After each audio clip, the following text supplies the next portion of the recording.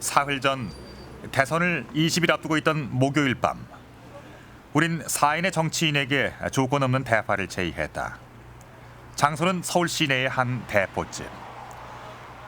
상호 비방과 속보이는 선거운동만 아니라면 어떤 이야기라도 좋은 솔직한 대화를 원했다. 공교롭게도 그들은 자신이 지지하는 대선 후보 지지율 순으로 도착했다. 어디? 웰컴. 아이고 그러면 여기서 합니까? 아니야. 저쪽으로 앉아요. 저쪽. 정계 최고의 논객들. 1합부터 예사롭지가 않다. 아니 홍 의원님은 무슨 꾸이집 갈 때도 넥타이 메고 다니셔요? 요즘 좀 바빠요. 그래도 나는 일하다 왔고. 패션은 항상 때와 장소에 맞게. 이 방송 가능하냐? 일이 시끄러워도 방송이지. 17대 대선을 향한 필사의 레이스가 시작된 2007년 겨울. 그들은 지금 어떤 생각을 하고 있을까? 오랜만입니다. 마음의 빗장을 열 것만 같은 그들의 대화 속에서 우린 어떤 진실을 엿볼 수 있을까? 눈치가 보여서 획기적인 획기적인 방송 하자는 거지. 야 이거는 뭐 진짜 한겨울 흥이 나네. 아니, 저 소리가 또 노예만 소가시고 우리 노는 사람. 고생 많으시오. 목 쉬었네. 목이 나시는데. 목 쉬었어. 목 쉬었어. 치과가 이렇게 힘드네.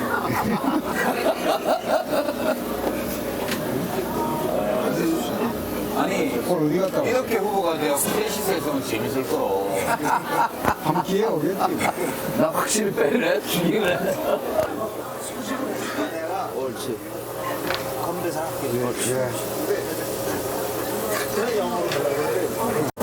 예, 뭐 저만 빼면 다 괜찮을 거고. 어려운 영어는 아니고. 원샷.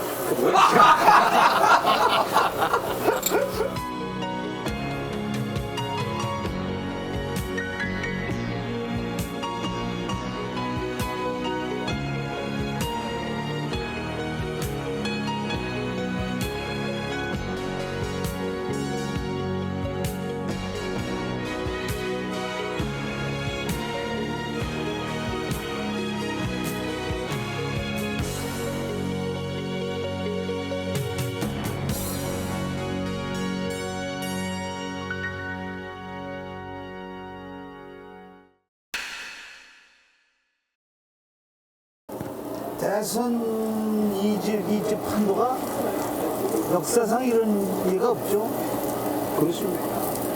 이렇게 그 곁길로 이렇게 복합적으로 가는 이게 역사적으로 없는 것 같은데. 2002년도에도 유사한 상황이 있었죠. 말하자면 이회창 총재가 노무현 대통령하고 그 당시에 붙었을 때 김대엽 병풍 사건이 대선 아마 불과 7일 앞두고 수사 발표됐어요. 그때까지 계속 이제 공방전이 있었습니다. 근데 2002년 선거는 어떻게 보면 김대엽 선거죠. 이 김대엽과 그하고 유사한 상황이 지금 벌어지고 있죠. 진짜 그렇게 생각하세요? 금년도는 그 네거티브가 더 극심해지고 정책 대결이 아예 이번에는 실종이 돼버렸어요. 실종이 돼버렸어요. 이게 상당히 유감스러운 그런 부분입니다. 이게 지금 선진국이라고 하는 데서 그 중요한 선거 때 이런 일이 나나요? 그럼요. 선진국에서도 검증이 우리나라하고는 비교가 안 되죠. 선진국에서 이렇게 얘기할 수도 있죠. 선진국에서는 우리 지금 문제되는 정도 사안이면 출마를 못하죠. 그렇죠. 후보로 나오지는 못하죠. 이건 또 이쪽이에요. 그거는 그렇지 않죠. 선진국에서는 이런 식으로 덮어 씌우기는 안 하죠. 이명박 후보의 여러 의혹들은 한나라당 내부에서도 그 박근혜 후보와의 그 경선 당시에 이명박 후보가 한나라당 후보가 되면은 나중에 선거 막판에 후보가 없는 상황도 온다. 한나라당 후보가 수사 결과 발표에 따라서 그 정도로 심각하게 한나라당 내에서도 문제 제기가 됐던 겁니다. 우리 홍 의원님은 개인적으로 참 여러 가지 심해가 많으실 것 같아요. 경선에서 같이 경쟁했던 후보인데 지금 이제 그 후보의 금을 방어하기 위해서 이렇게 하시는데 우리 홍 의원님도 속으로 하실 말씀이 얼마나 많으시겠어요. 근데 의견이 지금 팽팽하게 맞선단 말이에요. 양쪽에 1대3이지. 1대3으로 지금 이야기할 수밖에 없죠, 오늘은. 노의원, 이제 민주노동당에서 주장하는 그 사회 양극화 문제. 그랬어요? 이게 가장 큰 이슈가 되어야 할 그런 시점인데, 그런 이슈는 사라져버리고, 네거티브가 이게 이제 대선의 알파가 오메가가 되니까 저희들도 보기에 굉장히 답답해요. 답답해요. 이건 뭐죠? 몰라요. 막창. 배수로 들어오면. 아웃백은 막창은 원래 아까 먹은 거 뭐예요? 아까 건 곱창? 괜찮아요. 막창은 원래 대구 사람들밖에 안 먹었어요. 근데 요새 이 막창이 유행이 돼가지고 온 사방에 막창. 이거 대국 사람들이 먹는 거예요? 제가 예. 대구 사람이라. 대구 경기가 너무 안 좋죠. 경기는 뭐 안 좋아요. 예. 아마 거기 뭐 대부분 시장도 한나라당이고 구청장도 한나라당이고 시원 90% 이상이 한나라당. 아니, 부산도 경제 안 좋다 하는데 다 한나라당이 하는데 어째 그래? 대통령이 시원찮아서 그렇지 뭐. 지구상에 그러니까 대통령이 시원찮으니까 그렇지. 홍준표 의원님 참 부러워요, 제가. 모든 걸 대통령 탓으로 돌릴 수 있을 때가 행복한 거예요. 아니 이따가 곧 그 시절을 그리워할 막 때. 그 대통령이 그 오. 탓으로 돌리더라도 집권을 한번 해봤으면 좋겠어. 근데 그렇게 집권을 해서 뭘 해보고 싶으세요, 그렇게? 저는 한나라당을 보면 집권을 하고 싶어서 몸살이 난 건 내 알겠는데 뭘 해보고 싶어서 내가 대답할 수 있을 것 같아. 예. 지금보다 훨씬 잘할 수 있다. 뭘 아니, 잘할 수 그걸 있어요? 같아. 나는 누가 해도 노무현 대통령보다 지금 잘할 수 있을 것으로 봅니다. 심하게 하지 말고 내가 아니. 내가 그걸 누르려고 지금 내가 누르려고 근데- 했어 지금. 아니 그러니까 비교하지 말고 그 제가 이제 저도 정치를 하니까 제일 괴로운 게 국민들이 뭘 원하는지도 알고 그렇지.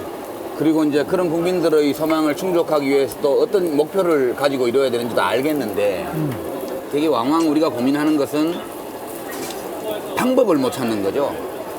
방법을 뜻이 다른다기보다는 물론 이제 지향하는 바 목표나 이런 데도 약간씩은 차이가 있겠지만 큰 틀에서 보면 크게 차이가 없는데 방법에 관해서 그럼 한나라당이 지금까지 뭐 일자리 창출이라든가 뭐 양극화 해소라든가 완화라든가 뭐 국민 건강을 증진하는 문제라든가 또는 소외계층들에게 이제 기회를 더 많이 주는 문제에 대해서 무슨 특별히 지금까지 정부나 여당이 쓰지 못한 어떤 방법을 얘기를 한 게 있냐 하면 그게 별로 없다고요, 사실은. 그래서 제가 여쭤보는 거예요. 그 국회 안에서 우리가 맨날 만나고 얘기를 해보지만 뾰족이 한나라당 쪽에서 내놓는 방법도 글쎄 저게 될까? 이런 게 대부분이란 말이죠. 그래서 근데도 이제 뭐 저희도 물론 방법이 신통치 않다 이렇게 느끼면서도 또 집권하려고 노력하니까 또 야당에서도 또 뭐 자기도 방법이 신통치 않아도 또 집권하려고 노력하는 거 이해는 하겠는데 우리끼리 그렇게 싸울 수는 있지만 실제 확신이 있어요? 지금 확신을 갖고 집권을 하려고 그러죠. 그러겠지. 당에서는 확신을 갖고 집권하려고 그게 그러고 나는 이제 별로 보면서 통상적으로 보면 유럽 같은 경우를 보면 한 10년 진보 정당을 하고 나면 나머지 10년 또 보수 정당 쪽으로 옵니다. 정권이 바뀝니다. 유럽 같은 데 보면 어떻게 보면 김대중 대통령 이후로 이제 한 10년 아직 안 잘라요. 진보 세력들이 여기가. 집권을 했기 때문에 물론 그 뭐 노영께서는 그 짝퉁 진보라고 하는데 짝퉁 진보라고 하시는데 우리는 진보 세력이 집권했기 때문에 진보 10년 이후에 국민들이 많이 실망을 했다는 느낌을 받습니다. 요즘 그 지지율 성향을 보면 소위 그 이해창 그 전 총재님하고 이명박 후보님하고 두 사람 지지율 합하면 60%가 넘습니다. 60%가. 그러니까 국민들의 65%, 60에서 65% 이상이 보수 정권으로 이제 넘어가자는 겁니다. 지금은. 지금 모든 여론조사 지표가 그렇습니다. 그랬는데 이제 제가 이제 유 의원께서 말씀하신 거 그 뭐 일리 있습니다. 자기 이제 우리들이 한 10년 해보니까 이거 전반 방법도 못 찾고 열심히 했는데도 어려웠다. 당신들이 집권하면 어떻게 하겠느냐. 근데 우리는 또 10년 동안 야당을 하면서 반대당에서 이게 정책을 우리가 반대 쪽에서 이거 보면 이거는 잘못된 정책 같다. 이거는 방법이 좀 틀린 것 같다. 이래가지고 이제 그 방법을 갖다가 우리가 달리 찾아보려고 하는 그런 시도를 하고 있습니다. 하고 있는데 그래서 이제 국민들이 혹시 이제 이명박 후보 같은 경우에 이제 경제 대통령 이미지가 각인돼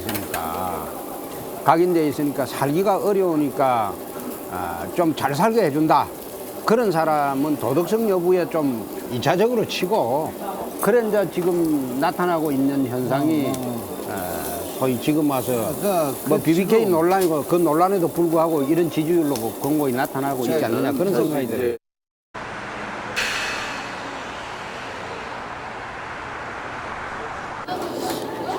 지금 현재 판도가 김대중 대통령도 노무현 대통령까지 진보 쪽을 해가지고 이제 좀 피곤하니까 아주 자생적으로 자연스럽게 이제는 저 보수로 저 바꿔보자 하는 두 가지 선택권 중에 하나를 또 하는 건 자연스러운 거 아니냐. 이 문제에 대해서 이 세 사람은 실제로 그게 납득이 안 가냐고. 저는 납득이 돼요. 오케이. 대답해 줬으니까 고마워요. 요거 정의원은 어때? 그 담배한테 하고 하는 정의원은 어때? 그러니까 아니, 저 유엔은 지금 내가 한 거에 답이 나왔어. 그러니까 당신은 어때? 저는 말이죠. 저는 지금 창조한국당 최고위원이고 문국현. 국회의원과 이제 창조한국당 후보인데 우리는 기존의 보수다 진보다 좌다 우다 하는 패러다임 가지고는 이제 한국 문제 해결 못한다는 입장입니다. 오히려 우리가 보는 건 과거 세력과 현재 세력과 미래 세력 간의 지금 선거 구도가 대립이라고 보거든요. 저는 죄송하지만 한나라당은 과거형 가치에 집착하는 집단이라고 보는 입장이에요. 그러니까 과거 산업화의 가치 이런 거. 그리고 지금 이제 그동안에 집권의 책임이 있었던 열린우리당 대통합신당은 현재 세력이라고 보죠. 보수하고 진보에서 아니 그런 패러다임을 우리는 안 받아들인다는 거니까. 아니 근데 우리 홍 의원님 말씀은 이해하는데 유럽 정당은 뭐 3인당이 정권 잡았다 김인당이 정권 잡고 왔다 가는데 한국 현실에서 지금 12명씩 후보가 나와 있는 상황에서 보수다 진보다라는 패러다임으로 한국 지금 2007년 대선을 나는 설명할 수 없다는 얘기라. 그러면 반대구나. 과거와 현재와 미래 세력. 그럼 알았어요. 그렇게 받아줬다. 노 의원은 지금 그 일상 우리 서민들이 하는 나는 서민 아니요. 내가 정치 모르니까 서민들이 생각하는 게 지금 저 홍 의원님 아까 얘기했잖아. 그런 판도가 아니냐. 그렇게 생각하는 분들이 대단히 많습니다. 많지. 그게 안타깝다. 왜? 아하. 폭주적 피하다가 과속자의 침을 그러니까 지금 저 홍 의원이 질문한 거에 대해서 그런 거가 좀 졸렬하다. 아니, 제가 볼 때 바꾸려는 심정은 10분이 이해한다. 네, 바꾸려면 잘 바꿔야 된다. 그래 또 이상한 걸로 바꾸려고 하느냐. 그 얘기입니다. 바꾸기는 바꾸되 한나라당으로 바꾸지 말고 민주노동당으로 바꾸라. 이게 그러니까 민주노동당. 나는 내 식으로 말하는 근데 거야. 아니 나도 한 짝퉁 진보하고 진짜 진보로 바꾸자 그런 뜻이에요. 그렇죠. 이거 설명해 주시죠. 아니 짝퉁 진보에서 왜 민주노동당 진짜 진보로 통역을 내가 왜 해요? 그런 뜻이에요. 왜 민주노동당 통역을 내가 해야 돼? 민주노동당 주장은 가끔씩 해야지. 여태 10년 동안 짝퉁 진보였다. 그러니까 이제 진짜 진보로 바꾸자 그런 주장이에요. 알아들었어. 알았어. 우리가 쓰는 용어가 다른데 지금 사는 게 사람들이 힘들고 지난 몇 년에 화가 났는데 사람들 선택이 차라리 옛날이 더 낫다라고 선택을 하든지 우리는 야 그게 옛날로 돌아간다고 그게 되냐 우리는 미래로 가자는 얘기야. 우리 저 문국현은. 근데 제가 오케이 한 것도 지금 현재를 좀 유지하자 이건 거. 이제 또 정파적 입장으로 가신다. 그러니까 제가 얘기하는 거는 그러니까 제가 수용하는데 그런 국민들의 바꿔보자라는 그런 열망, 뭐 이런 뭐, 소망이 있다는 뭐 거. 이런 그런 거. 그리고 이제 10년 동안 뭐 짝퉁 진보라고 하던 국민들 시각으로는 일반적으로 진보 개혁 세력이라고 하니까요. 이제 한 10년 맡겼으니까 또 별로 마음에 안 들고 뭐 여하튼 현상적으로 이유야 어쨌든 그러니까 바꿔보자 이렇게 국민들이 생각하시는 거는 그런 분이 많다는 걸 이해를 하겠어요. 근데 이제 조금 그 비유는 너무 살벌해요. 폭주족 하고 그거 폭주족 피하다가 뭐 과속차에 마친다 이런 건 너무 심하고 제 비유를 들면 이런 거죠. 여보세요. 유장관. 대중 친화적인. 여보세요 지금 우리 술이 심하다. 아니 참여정부 뭐 열린우리당 이게 시간이 잘 안 맞는 시기였다. 예를 들어서 늘 시간이 안 맞아요. 좀 늦게 가든가 좀 빨리 가든가. 그래서 이 시기가 마음에 안 들었다고 이제 정확히 맞는 시기로 바꾸는데 한나라당으로 바꾸면 하루 2번만 정확히 맞아요. 그냥 그 자리에 서 있으니까. 아 그거는 근데 좀 너무 이렇게 어렵게 너무 이해다. 카메라 컷.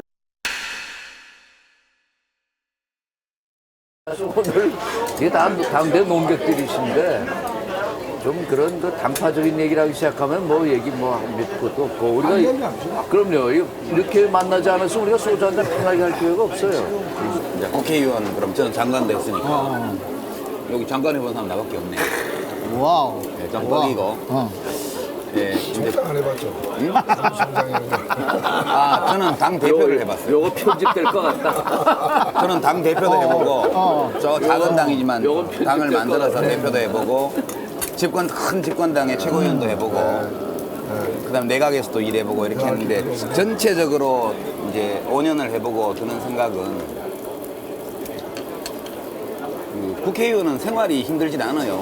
봉급도 뭐 먹고 살 만큼 받고 그리고 뭐 누가 출퇴근 감시하는 것도 아니고 4년에 한 번 유권자들한테 평가받는 걸 제외하면 4년 계약직으로 굉장히 안정되게 생활을 할 수 있는데 연봉 1억 받는 국회의원이 1억이 안 돼요. 왜 안 돼요 1억이? 저 있을 때 1억 넘었는데 8천만. 아 뭐 수당 이런 거 다 합해서 8천만 원 넘죠. 장관급이면 수당 이런 거 뭐 지금 1억 사무실 관리비 예. 하면 아니 뭐 그 보좌진 6명에 사무실 운영비, 의정활동 지원비 3천만 원 다 치면 그거보다 덜 많고 옳지. 하여튼 대한민국 1% 안에 들 정도로 돈 많이 받고 살아요. 근데 국민들이 그 일을 맡긴 이유가 네가 그런 문제를 잘 해결해라 국회에 가서 이렇게 맡긴 건데 해결이 안 되잖아요. 더더군다나 저 같으면 이제 당 지도부에 있고 막 내각에 있고 그러면 굉장히 괴로운 거예요 하루하루가. 그러니까 이제 순간순간 아 우리가 해결할 능력이 없으면서 일을 맡은 게 아닌가. 자괴감 같은 거. 예, 그런 무력감, 자괴감, 게 굉장히 깊게 생긴단 말이죠. 그래서 저는 굉장히 정치를 5년간 하면서 내가 하루 일하는 것이 한 달에 뭐 800만 원 받으면 하루에 거의 한 30만 원 되잖아요. 25만 원, 30만 원.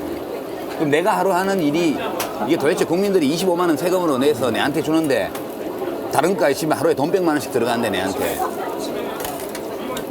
이 일을 하고 있는 게 맞나? 그런 잘하면 되잖아 그걸 누구한테 얘기를 해. 잘하려고 하는 생각을 누가 안 해요. 다른 사람들 잘하면 예. 되지. 우리 국회가 미니 전당인데 미니가 객관적으로 대변돼야 될 거 아니에요. 근데 제가 보기에는 그런 같은 생각을 하는 사람이 97%, 민주노동은 3%밖에 안 돼요. 3%도 채 안 됩니다. 미니가 있는 대로 원인이 어떻든 지금 현실은 좀 그렇지 않느냐. 그러니까 국민들이 정치를 불신한 게 아니냐 이거죠. 민주노동당은 자, 레드컬하기 때문에. 자. 가격하기 때문에 자, 지금 유 의원 뭘 얘기하려고 지지가. 아니, 이제 의원 말씀이 이제 구조적으로 보면 그런 면이 있어요. 제가 봐도 우리 선거제도는 되게 잘못돼 있고 국민들의 소망이나 정치적 요구가 매우 다양해지고 있는데 비해서 소선거구로 이렇게 지역구도로 쪼개놓으니까 1등밖에 못 살지 않아요.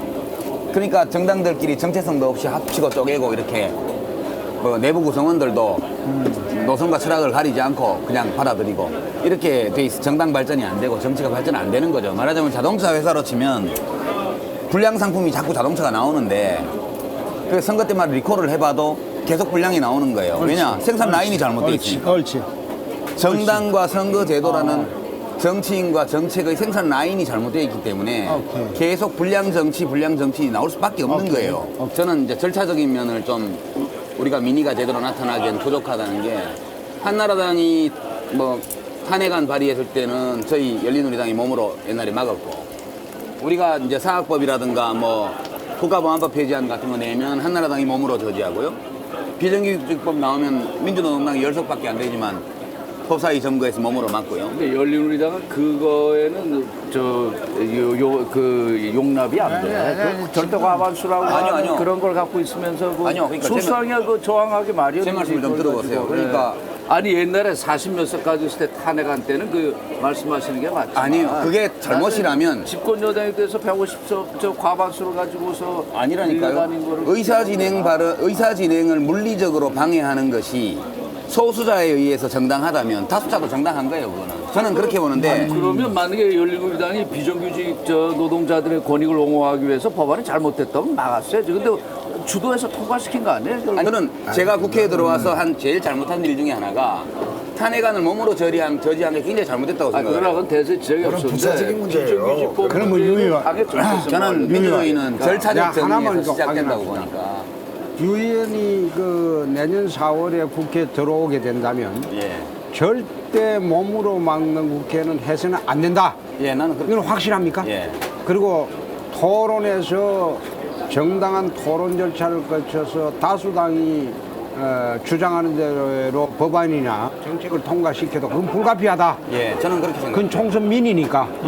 그 유형께서 확인해 줄 수 있습니까? 예, 근데 그건 이제- 확실하게 할 수 예, 있습니까? 저는 뭐 개인적으로 그래요. 그냥 다른 분들이 제 말을 듣는다는 보장은 없는데 우리 정치 풍토라는 게 민주주의가 뭐냐 물으면 사람마다 답이 다 다른데 최소한 합의할 수 있는 것은 절차적 정의라고요. 근데 이것이 안 지켜지기 때문에 모두가 다 결국 독선으로 빠질 수밖에 없어요. 제가 5년간 경험하면서 오케이. 느낀 제일 큰 문제는 자,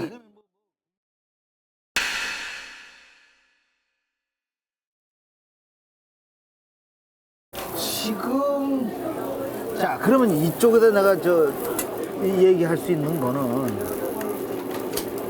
도대체 그 진보 세력이 유 장관 쪽의 진보 세력이 그냥 개혁 왜 지지율이 안 올라가는 거야? 가짜니까 그렇지. 어? 가짜니까 그렇다. 가짜니까 아 가짜. 가짜라고. 짱투끼니까. 그걸 짝퉁도 괜찮아요. 명품 오케이. 짝퉁은. 짝퉁 말고 명품 짝퉁. 그러니까 사람들에게 만족을 줄 수 있으면 짝퉁도 괜찮다고 생각해요, 저는. 오케이. 그러니까 어디 교과서에 나와 있는 이념에 따른 그런 정당이나 혹은 노선이어야 되느냐 아니라는 거죠. 과연 이제 지금 참여정부 집권 세력이 짝퉁이냐 이거에 대해서는 시각에 따라서는 다르게 볼 수 있겠죠. 지금 보면 저는 참여정부가 비교적 자기에게 주어진 시대적인 책무를 잘 수행했다 이렇게 생각합니다. 오케이. 근데 이제 국민들의 평가는 안 좋죠. 여러 가지 이유에 의해서. 그래서 대통령 선거라는 것은 기본적으로 딱 한 가지를 결정하는 겁니다. 정권을 바꿀 거냐, 연장할 거냐. 둘 중에 하나죠.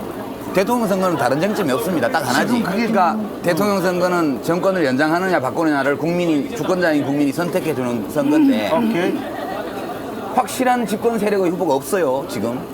아니 그러니까 그걸 말이요. 지금까지 집권했던 집권 세력의 대표가 그렇게 얘기하면 그건 누가 대답? 아니, 그러니까요. 아니 그러니까 나는 열린우리당 지금 대통합신당에 뭐 정동희 후보가 그 당내 경선을 통해서 후보가 됐습니다, 그죠? 말하자면 손학규 후보 표도 엎어주고 이해찬 의원 표도 엎어주고 또 유시민 의원 표도 엎어주고 뭐 한명수 의원 표도 엎어줬지만 된장점. 지금 생각했던 만큼 지지율이 안 오르잖아요. 그러니까 그 원인은 결국 뭐겠어요? 저는 뭐 여러 가지 평가할 수 있겠지만 저는 열린우리당 아무래도 과거 여당이었고 대통합신당이 자기 정체성의 문제라고 그래요. 화장을 할 때 한 가지 화장으로 난 갔어야 된다고 보는데 너무 화장을 자주 바꿨어요. 그러니까 참여정부가 잘한 거 많다고 하지만 결정적으로 국민들의 그 민심이 돌아선 거는 참여정부 또는 노무현 정부를 찍어줬던 수많은 사람들이 찍어줄 때는 자기들이 더 잘 살게 될 거라고 믿었지만 그 사람들이 중산층들은 지금 서민으로 밀리고 정규직은 비정규직으로 몰려나오고 비정규직은 자영업자로 몰려나오고 이건 이제 우리가 양극화라고 얘기하는데 참여정부의 가장 그 실체인 거죠. 자기를 지지했던 사람들을 좀 거덜나게 한 건데 근데 그것까지는 또 아까 뭐 여러 가지처럼 뭐 정책 실패로 있을 수 있는데 난 더 용서할 수 없는 건 거기에 대해서 과연 자기 지지자들과 국민들에게 진솔하게 잘못했다고 한번 국민이 납득할 수 있을 만큼 사과를 했는가. 나는 이게 지금 열린우리당이나 또는 대통합신당의 그 지지율 정책의 가장 핵심적인 게 아닌가. 그러니까 국정 수행에 대한 국민의 평가가 안 좋다는 건 너네 다음에 정권 내놔라 그런 뜻 아니겠어요? 오케이. 그러면 양극화가 심화되고 뭐 이렇게 비정규직이 늘어난 것이 뭐 정부가 일부러 그렇게 만들었느냐 아니면 추세가 그렇게 가는데 충분히 그걸 저지할 만한 능력이 없었느냐. 근데 문제는 그런 입장에 처한 집권 세력이 어떻게 해야 되느냐 볼 때 우리는 올바른 방향으로 왔습니다. 이런저런 정책 오류도 있었습니다. 국민들을 만족시킬 만큼 충분히 유능하게 못한 점도 뭐 있습니다. 그러나 우리가 가지고 있는 권한과 능력과 지혜의 범위에서 최선을 다해서 일했습니다. 만족스럽지 않으시면 더 유능해 보이는 다른 정당에게 나라를 맡기십시오. 그러나 저는 저희보다 더 잘할 수 있는 데는 아직은 없다고 생각합니다. 옳지. 이렇게 하고 심판을 받아들이면 돼요. 오케이. 국민이 다른 정당에 권력을 오케이. 주면 오케이. 우리는 야당을 하면 됩니다. 오케이. 우리가 만약 진짜 옳다면 언젠가 바꿔봤더니 전에 하던 애들이 더 낫네 하면 다시 줄 것이고 우리가 정말 틀려서 정권을 잃었다면 잃는 게 국민에게 좋은 거죠. 그래서 뭐 제가 이렇게 하면 안 되고 당을 지키고 국민이 명하면 야당을 해야 된다 이렇게 말했다가 굉장히 야단을 맞았거든요. 나도 그 얘기. 예. 네, 근데 그 말씀은 참 진솔한 말씀을 해주셨는데 그러면 그렇게 하지 않고 예. 유 의원이 주장한 대로 예. 뭐 생각한 대로 갔으면 나는 지지율이 더 올랐을까 이 문제는 좀 딴 문제 같아요. 예, 그건 딴 문제예요. 그건 좀 예, 다른 더 문제고. 오를 수도 있고 자, 안 오를 수도 그러면, 있고 자, 내릴 수도 있고 그러면. 그렇죠. 예. 지지율과 관련해서 하는 말이에요. 그쪽 네. 지지율은 왜 이렇게 요지부동이냐 이거. 아 요지부동은 아닙니다. 아 그래요? 네. 조금 미안해요. 예를 들면은 저희들 같은 경우에는 1%에서 시작한 당입니다. 1%에서 시작해가지고 7년 동안 2년 만에 8%, 다시 2년 있다가 13%, 지금 절반 까먹었습니다. 까먹었지만 저희들 사이즈가 작기 때문에 이게 절대적으로 비교하면 작지만은 계속 올라가고 있습니다. 이게 굉장히 소중한 겁니다. 제가 볼 때는 정책 선거로 가면 저희들 좀 유리합니다. 약간이라도 정책 차별성이 있으니까. 예, 저희들 정책 지지도는 25%, 30%. 오케이. 근데 후보 지지도는 뭐 4%, 5%입니다. 그래서 정책 선거로 안 가고 있는 점이 어렵고요. 후보가 너무 난립한 이 집안 사정들 문제 때문에 저희들도 지지율이 분산되는 좀 억울함이 있습니다. 그러나 이거 두 가지 남탓만 하고 싶지는 않다. 우리 주요하게 보는 것은 민주노동당도 변화하고 혁신해야 된다는 게 유권자들의 요구예요. 아, 이거 다 알고 있어요. 근데 다 그게 알지. 제대로 부응했느냐, 부응하지 못했다고 보는 겁니다. 지난 몇 년 동안 활동 진짜 잘했느냐, 부족한 점이 아이, 많았다고 보는 잘했죠. 겁니다. 그런 반성을 통해서 저희들 거듭나겠다는 아니, 그 겁니다. 노회찬 의원이 이번에 저 민노당 후보로 나왔으면 지지율이 더 높았을 거다라는 얘기도 있긴 있어요. 그렇죠. 그 얘기는 유시민이 나왔더라면 높았었더라. 그런 얘기하고 그럼, 똑같은 거예요. 홍영, 봐. 하나만 한 얘기지. 조영남이보다 내가 생각하기에 나보다 노래 못하는 사람이 인기 순위에 잔뜩 올라가 있어. 그럼요. 예, 예. 조영남의 인기 순위는 악수. 요지부동이야. 이때면서 악수를 그걸 나는 알아요. 내가 왜 인기가 없고 인기 순위에서 그 서열 그 인기 서열에서 하발인지 내가 잘 안단 말이에요. 뭐 때문에? 우리 조영남 선생님 노래가 가수왕 한 번도 못 해본 가수시라고 제가 아는데 노래가 좋은데 가수왕이 안 되잖아요. 아, 가수왕 못했어요? 못했어요. 한번 해줄걸요. 그 은퇴하라고 하지 말라고 그러잖아요. 노래도 있잖아요. 근데 분명히 내 노래가 좋은데 사람들이 많이 안 듣는단 말이죠. 가수 입장에서. 세일즈맨은 내 상품이 좋은데 사람들이 안 사요. 정당이나 정치인들은 우리 후보가 좋은데 국민들이 지지를 안 해줘요. 똑같은 문제거든요. 오케이. 예, 그러니까 기본적으로 이 비즈니스든 정치든 선거든 간에 다른 사람이 좋아할 일을 해줘야 자기 인기가 오르는 거지 자기가 옳다고 되는 건 아니에요. 제가 보기에는 제품에 대해서 지적받으면 뭐 저희도 그런 게 부족했지만 손님은 항상 옳습니다. 이래야 식당이 될 거 아닙니까? 그래가지고 받아들여서 바꾸고 이렇게 해야 되는데 보면 국민이 정말 뭘 원하는가 이것보다는 내가 하고 싶은 게 너무 강해요. 그래서 가수가 자기 스타일의 노래만 부르는 거예요. 대중이 어떤 반응을 보이든. 그 예술가의 길이잖아요. 이 조영남의 길이야. 예. 난 노래 잘해. 내가 보기에는 내가 이-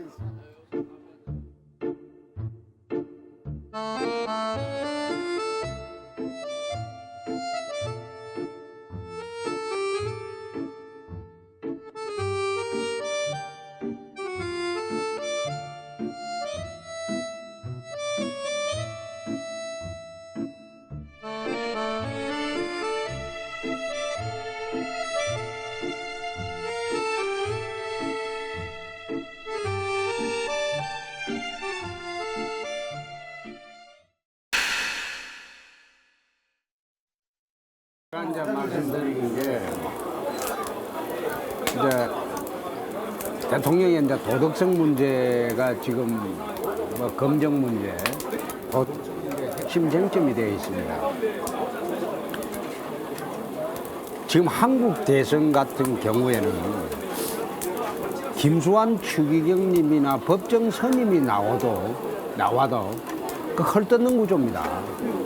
네거티브에 대해서 아주 유혹이 강합니다. 예? 네거티브 한 방으로 가는 후보를 많이 봤거든요.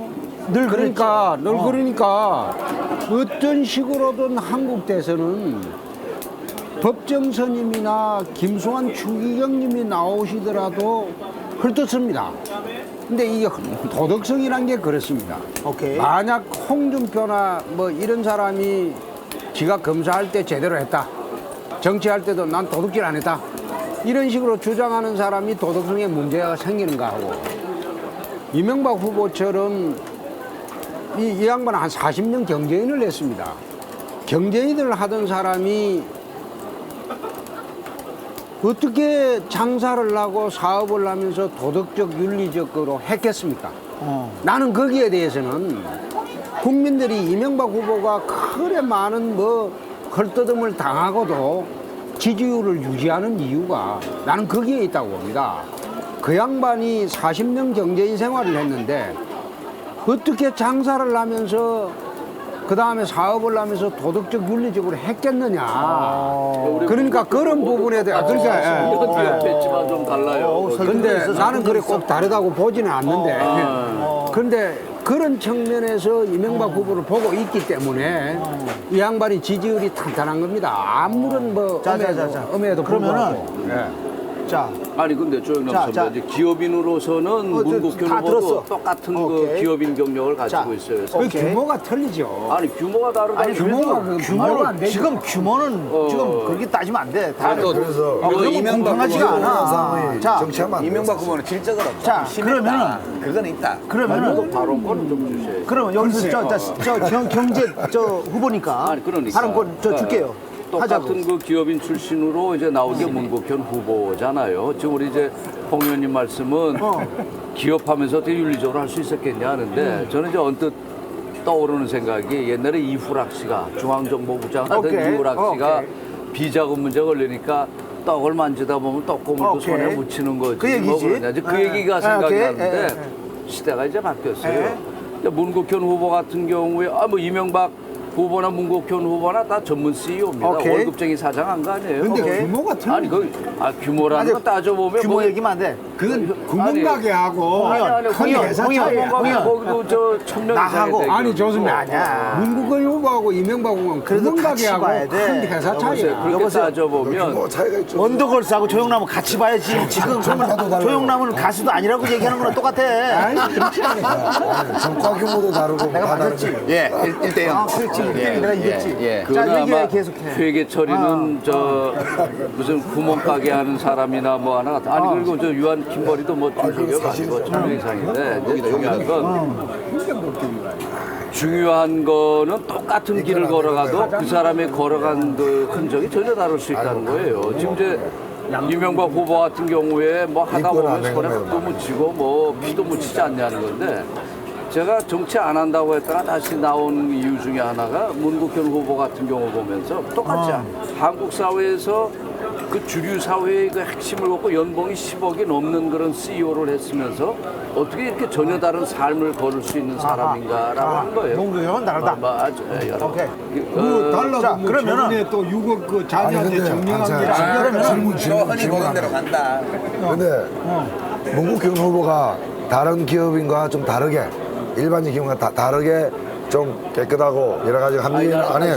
근데 제 얘기는 아니 질문 다르다는 거는 인정하는데 좀 나은 기업이라는 거는 인정할 수 있지만 그거하고 대통령하고 무슨 관계 있느냐 이거예요. 아니, 저는요. 그 속에서 대통령의 자질과 대통령이 철학과 왜- 우선을 어떻게 발견할 수 있어요? 네, 나는 문국현 후보한테 주목한 게 딴 거 아니에요. 뭐 깨끗한 거 이건 지도자의 좋은 독성이고 나는 내가 정치를 관심 갖고 한국 사회 관심 갖는 사람으로서 지금 한국 사회 가장 심각한 문제가 일자리 문제라고 보는 거거든요. 오케이.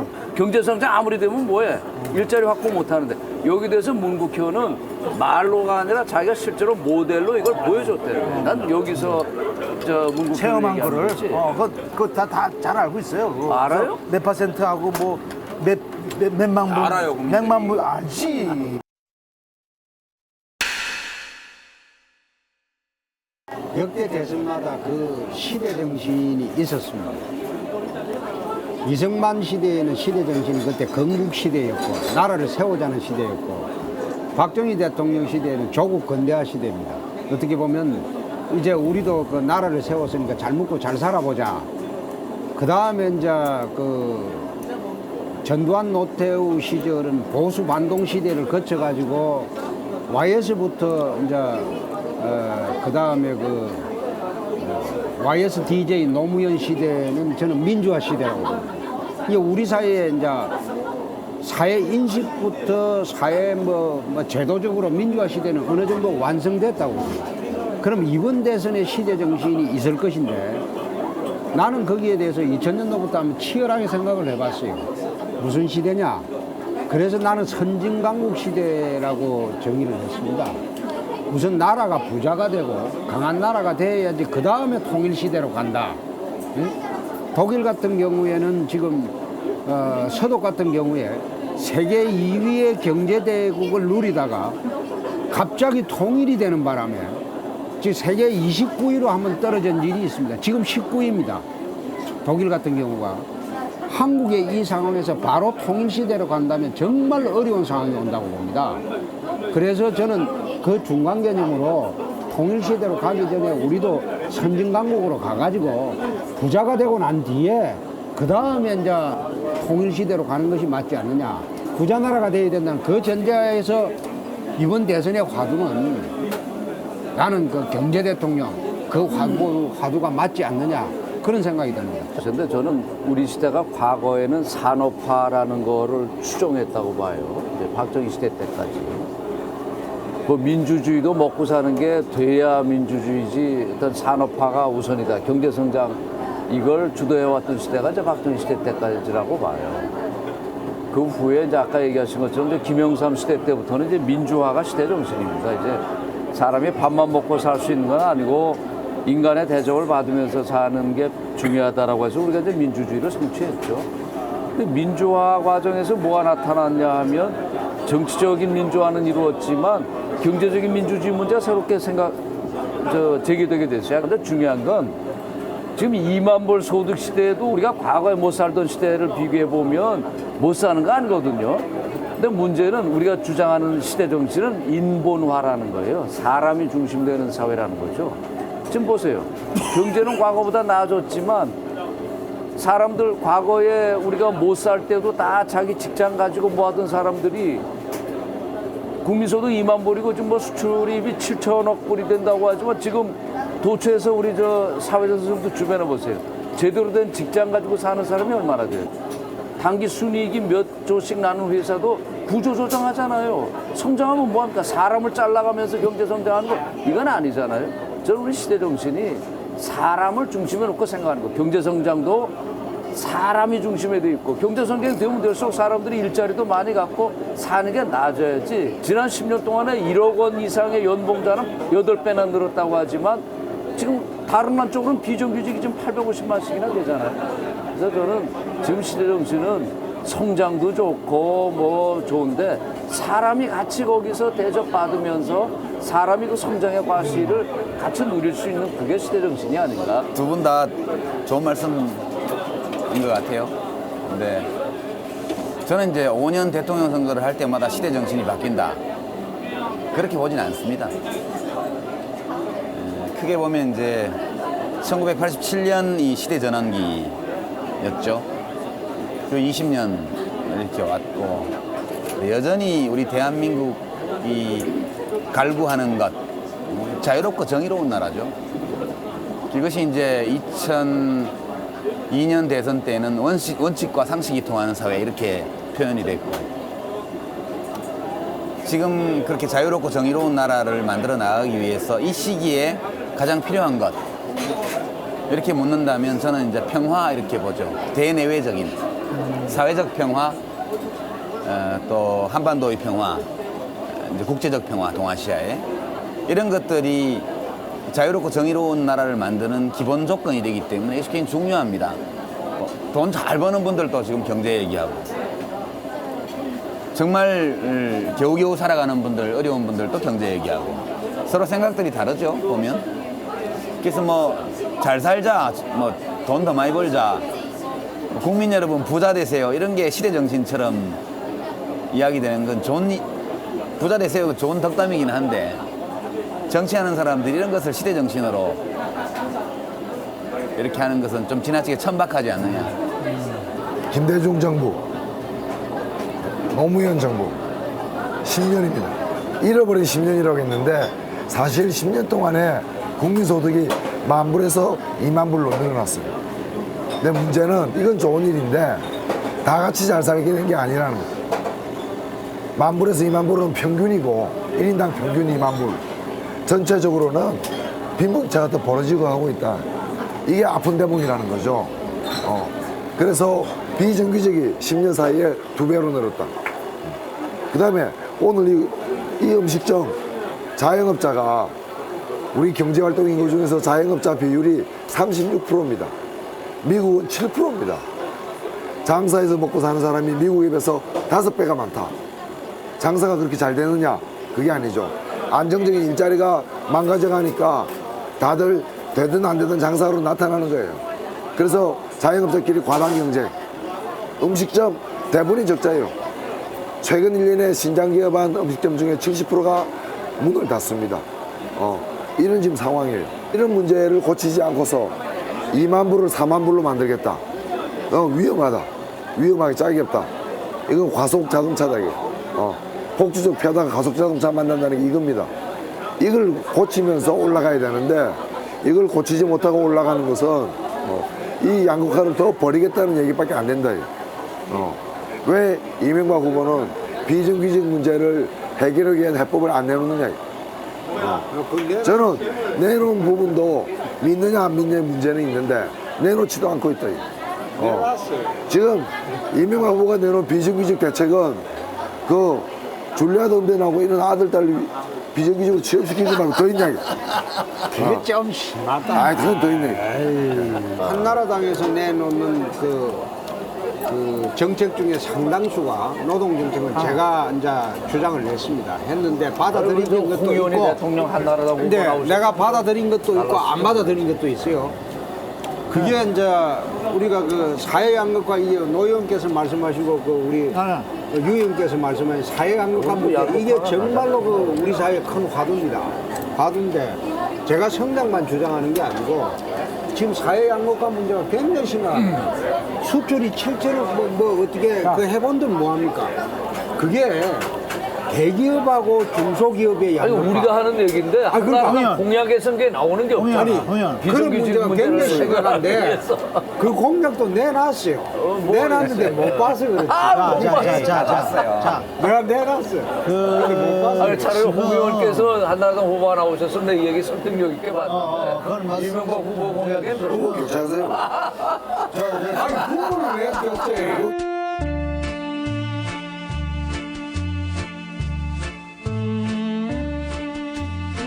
선택의 시간이 다가오고 있다. 대선 후보들은 표심을 잡기 위해 필사의 경쟁을 벌이고 있다. 무릇 정치란 민심의 귀를 여는 것이 아닐까. 우린 거꾸로 정치인들의 말에 귀를 기울여 보았다. 서민들의 삶과 애환이 묻어있는 대포집에서 토해내는 고민과 격정. 대선을 앞둔 그날의 밤은 깊어가고 있었다.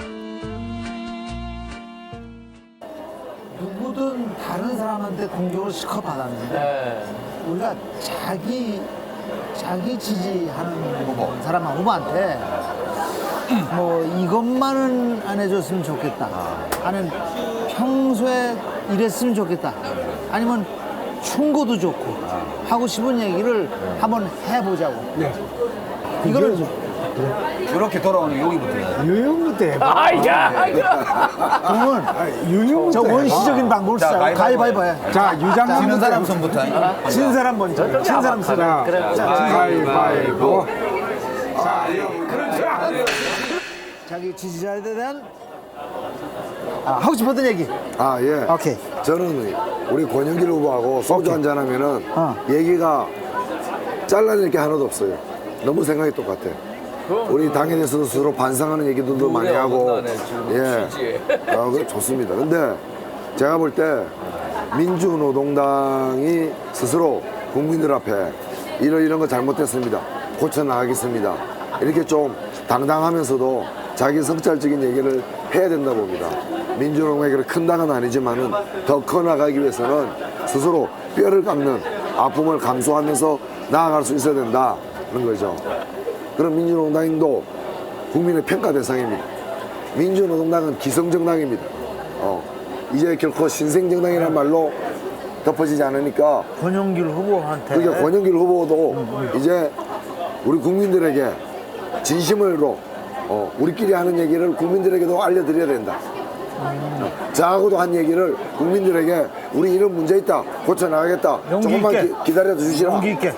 앞으로는 이렇게 실수했는데 다음에 그 실수 안 하겠다 이런 얘기를 하실 수 있을 때 아마 더 많은 박수를 받지 않을까 이런 생각합니다. 문국현 후보를 보고 이제 많은 사람들이 이 정치 아마추어 아니냐 그런 얘기를 실제로 보면 참 옆에서 봐도 아마추어적인 게 많죠. 특히 요새 유세기간이라 나가보면 대중연설도 보통 정치인들 하는 만큼 못해요. 그리고 또 보면 메시지가 너무 같은 메시지만 나오지 않네 이런 얘기도 해요. 저도 오늘도 자갈치 시장을 다녀오고 요새 다니면 자갈치 시장에 가서도 반드시 500만 개 일자리 만들겠습니다 이런 얘기 하시고 자영업자들 하고 있는데 좀 어떤 땐 상황에 따라서 좀 다른 얘기를 하셔도 되지 않을까 하는 이런 불만도 옆에서 있는데 근데 이 양반이 어디가 경로다 노인정을 가도 일자리 만들어서 이 나라 정말 중소기업 살리고 일자리 500만 개 만들겠습니다. 이 얘기만 반복하시는데 어쨌든 참 답답한데. 고지식하군요.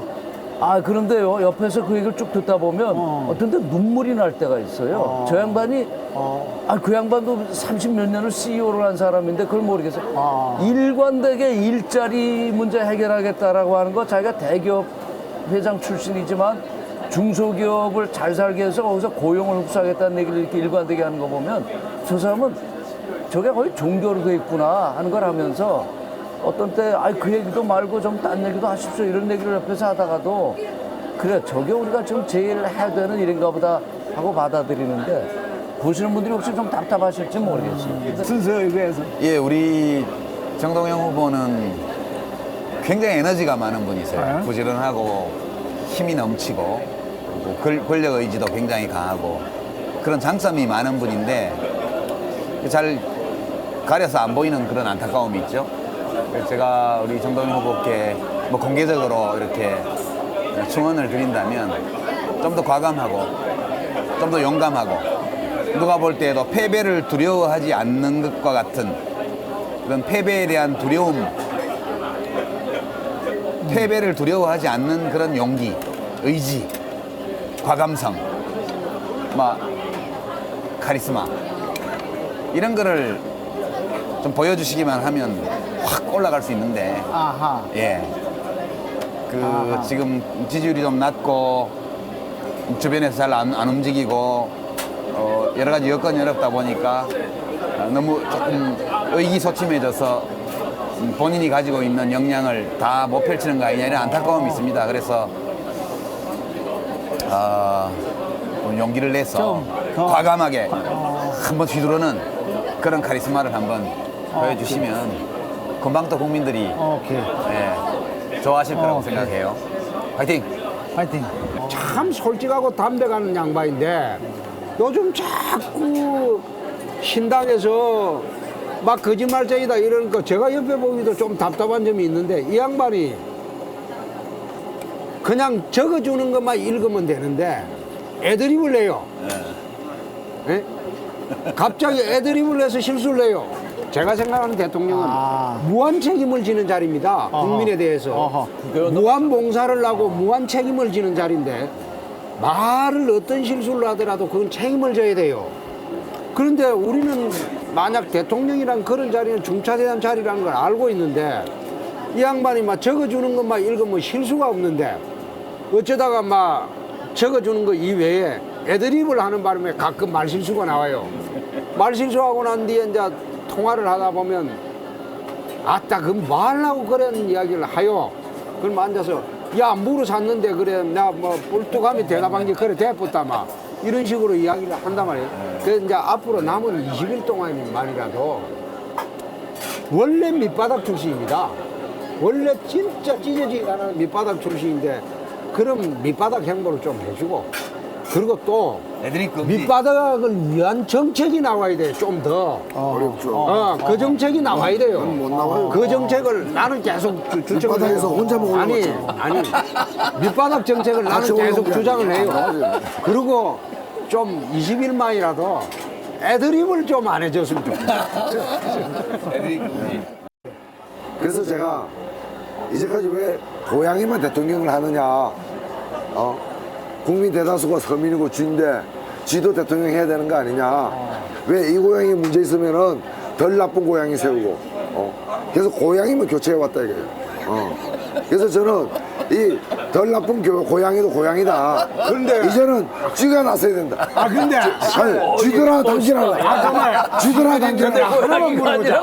권영민 후보가 쥐야. 그래서 제 결론이 쥐구멍에도 뱉을 날이 있다. 여보. 근데 저는 이 우리나라 대통령 선거가 간단한 선거라고 보지 않습니다. 5천만의 운명이 걸려있고 5천만이 결정하는 건데 지금 저 정동영 후보가 이제 현재를 대변하는 세력이라고 저희가 보는데 그건 너무 공과가 많은데 많은 사람들이 그 등을 돌렸어요. 그러면 미래로 나아가자고 하는 세력으로 민노당도 힘을 보태주면 좀 좋고 미래를 향한 그런 발상을 가지고 계신 문국현 후보를 위해서 우리가 진정으로 한잔 합시다.